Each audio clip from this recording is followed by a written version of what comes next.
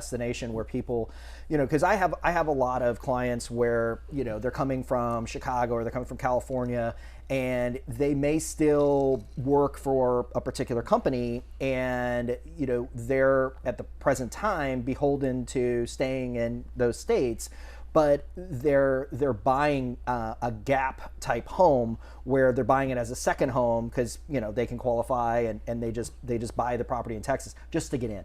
Right. So I assume that strategy could also work where you've got somebody that's a couple years out of before retirement, and decide, okay, well, now's the time to get into that market. I can use it as a vacation home, but it also can be my forever home 5 years from now. Right. Are you seeing a lot of that? Absolutely. And more and more people are able to work from home.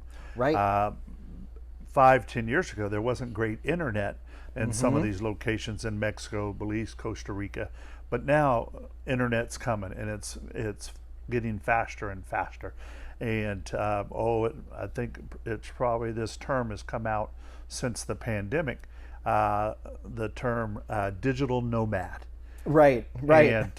And all countries are using that word, digital nomad, because countries have special opportunities to sign up into a program where you can stay longer, okay, without having to come back to the U.S. and just saying you're a digital nomad. Right. And it's amazing how many people are there, and with the power of the internet, they're being successful. Yeah. I just recently sold 2 units to a 23-year-old from California that's a day trader.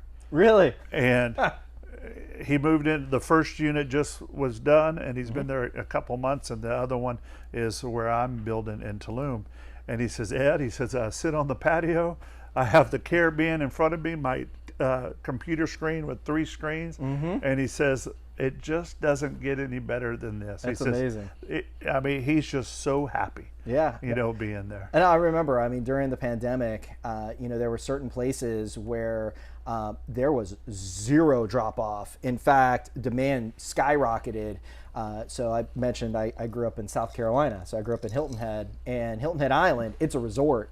And you had all these people that were, where they were in their one bedroom condo and killing themselves and paying $4,000 in rent. And they looked at their employer and said, I could work anywhere in the world. Done. Yeah, absolutely. I will go on Zoom from 9 to 2, and then I'm playing golf the rest of the day. Or I'm going to the beach, or I'm going to whatever, right? And it's really amazing that it took a pandemic for us to have that break. But it's really amazing just from that standpoint where now people, they have that freedom. Right. Where they can, kind of check in with the home office every once in a while, but they really could live anywhere in the world. Yeah, and a lot of people are picking the Riviera Maya. And pre-pandemic, the airport there that just was ranked the 9th busiest airport in the world. Before the pandemic, 19 million people went through that airport. Last year was 26 million. Wow. So that in 2 years, it went from 19 to 26 million. And incredible. Halfway through the year this year, they think they're going to be in the mid 30s. Wow. Yeah, it was packed. So Karen and I were there with our friends in February, and it was packed, right? So there were just tons of people coming in from all different places. And we stayed at our timeshare, which was a 5-diamond resort, Garza Blanca, right on the water. It was amazing, right?